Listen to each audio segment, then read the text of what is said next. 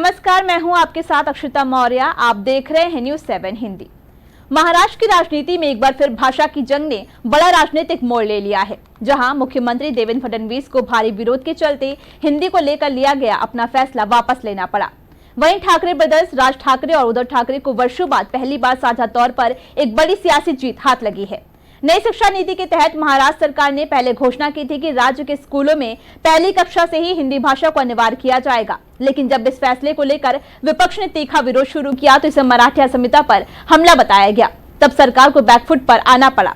ये महज एक शैक्षणिक फैसला नहीं था, बल्कि इसके पीछे मराठा जनभावनाओं का विस्फोट और मराठी संस्कृति की रक्षा की मांग छिपी हुई थी। इस मुद्दे ने वर्षों से अलग राह चल रहे राज और उद्धव ठाकरे को एक मंच पर ला दिया, और जब दोनों सड़कों पर उतरे तो महायुति की बहुमत वाली सरकार भी झुकने पर मजबूर हो गई। राज ठाकरे ने साफ कहा कि मराठी जनभावनाओं ने हिंदी थोपने की कोशिश को विफल कर दिया है। वहीं उद्धव ठाकरे ने इसे गैर मराठी और मराठी के बीच फूट डालने की असफल कोशिश बताई और ऐलान किया कि अब 5 जुलाई को विजय दिवस मनाया जाएगा। दिलचस्प बात यह है कि इसी दिन दोनों ठाकरे भाइयों का विरोध प्रदर्शन होना था, लेकिन उससे पहले ही सरकार ने अपने फैसले से पांव पीछे खींच लिए। ये आंदोलन सिर्फ दो नेताओं की एकता नहीं, बल्कि पूरे विपक्ष के एकजुट होने का उदाहरण बन गया।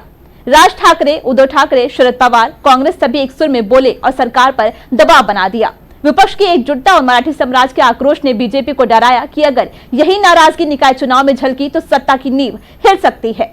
बाल ठाकरे की राजनीति भी मराठी अस्मिता के दम पर ही खड़ी हुई थी, और अब उसी भावना का कार्ड दोनों ठाकरे ब्रदर्स फिर से खोलते नजर आ रहे हैं। राज ठाकरे को जहां इस मुद्दे से अपनी पार्टी एमएनएस को पुनर्जीवित करने का अवसर मिला है, वहीं उद्धव ठाकरे, जिन्होंने लोकसभा में अच्छा प्रदर्शन किया है लेकिन विधानसभा में अप्रत्याशित हार झेली, अब इसी मराठी वोट बैंक को एकजुट करने का प्रयास कर रहे हैं।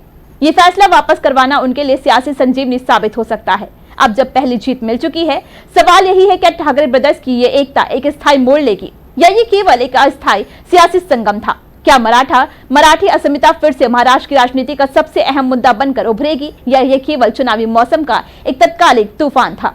यही तो बड़ा सवाल है जो आने वाले दिनों में महाराष्ट्र की राजनीति की दिशा तय करेगा। फिलहाल इस खबर में बस इतना ही। देखते रहिए न्यूज़ 7 हिंदी।